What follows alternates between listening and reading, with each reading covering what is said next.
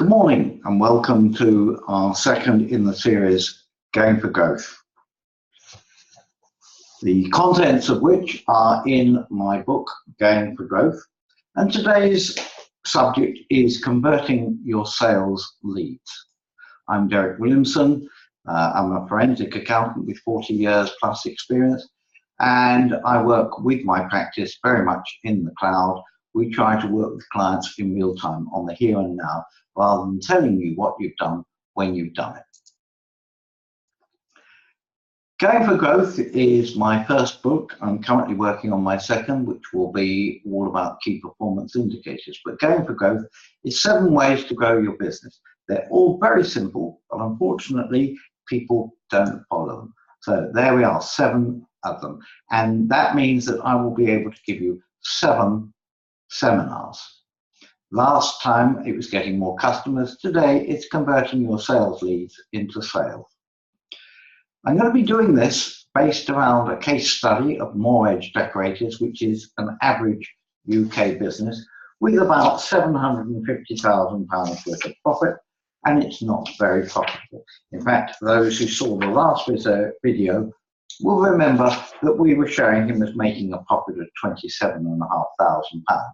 Which meant that effectively, if he'd been a hired hand, he would have earned £2,500 more as self-employed. Not a very good idea.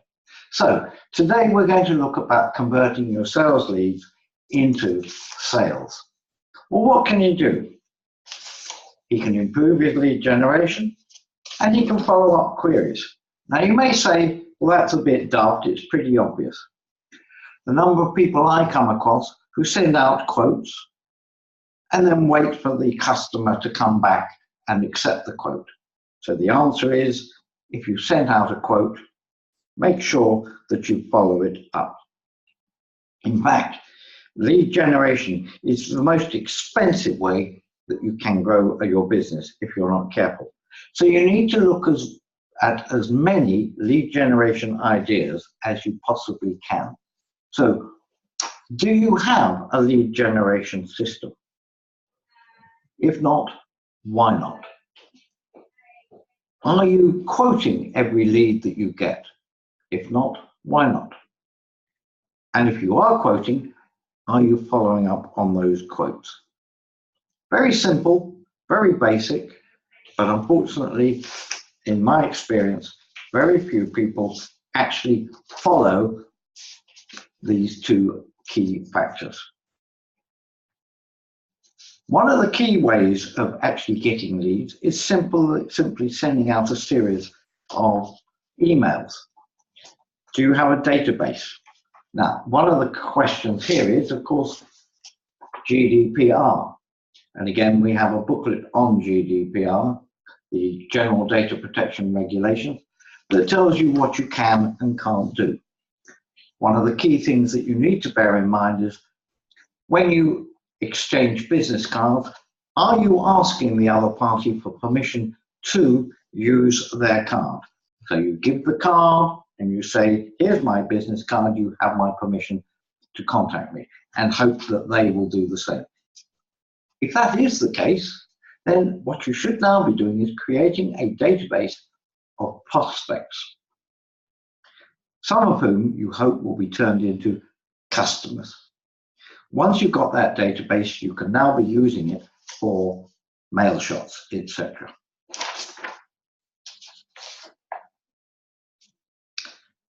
You also need to think about something that is specific to your business. How do you tell people that you exist? You might be producing the world's best mousetrap, but if nobody knows it exists, nobody is going to buy it. So are you using LinkedIn, Facebook, Twitter?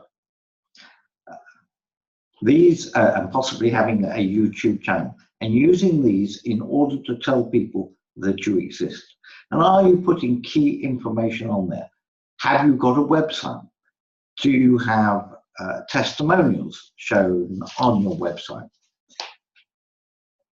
So this is very important to make sure that you are maximizing your exposure.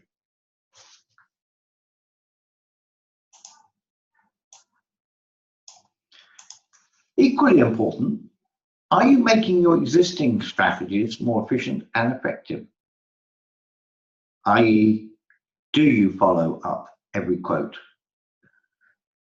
Remember that quite often you may need to speak to somebody 4 or 5 times before they're converted from a prospect to a customer.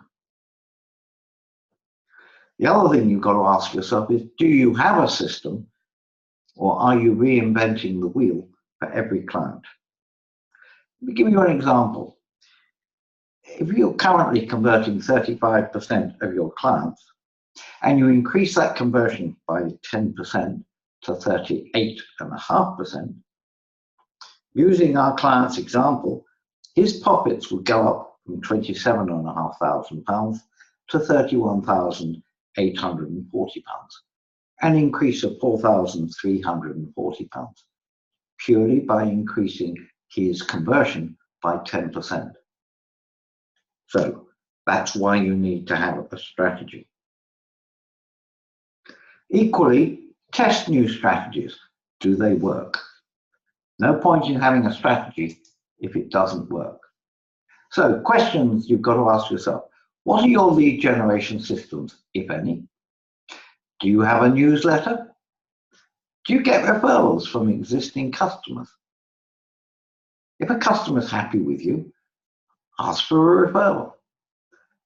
If you feel that you've given them a good job or good service, and indeed, if they think the same, ask them for a testimonial.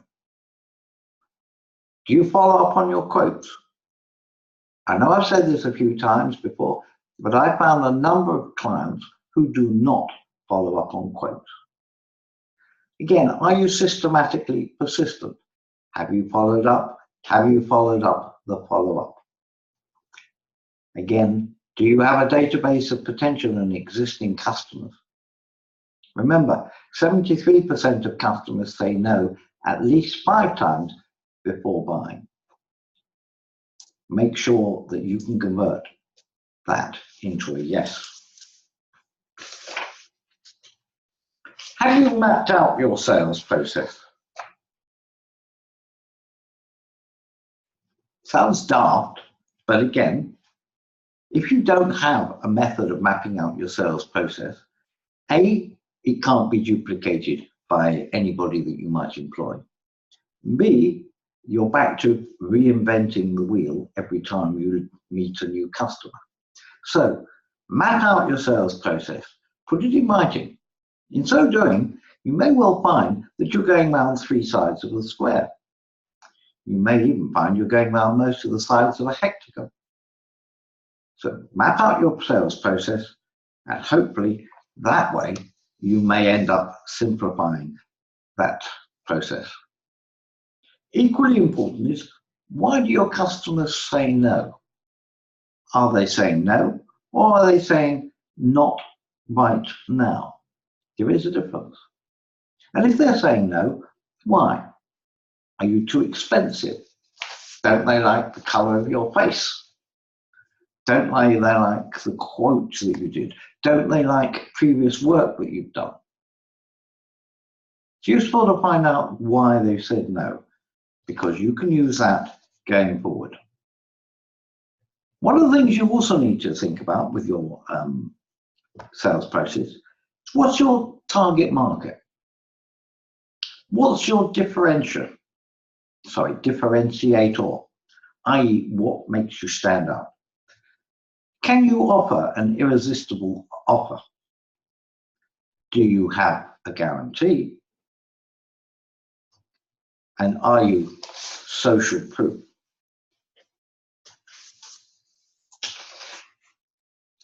Again, how many sales process systems do you have?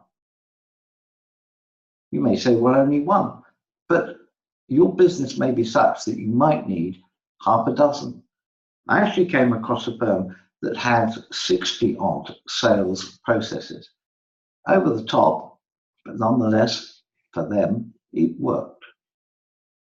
So, question, do you have sales process systems at all? And if so, how many? And do you have them written down? And what can you do that nobody else in your industry does? Very, very important.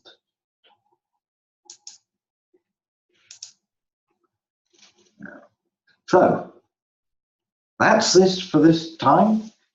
If you're interested, give us a ring on 020-8941-2187 and ask for a free copy of our book, Going for Growth, and dial in on the 10th of December to listen to Getting Customers to Spend More. Thank you very much, and I look forward to hearing from you. If you've got any questions, again, ring me on 020-8941-2187 or email me at derek@goddards-accountants.co.uk and put your question, which we will be delighted to answer for you. Thank you very much, and I look forward to hearing from you.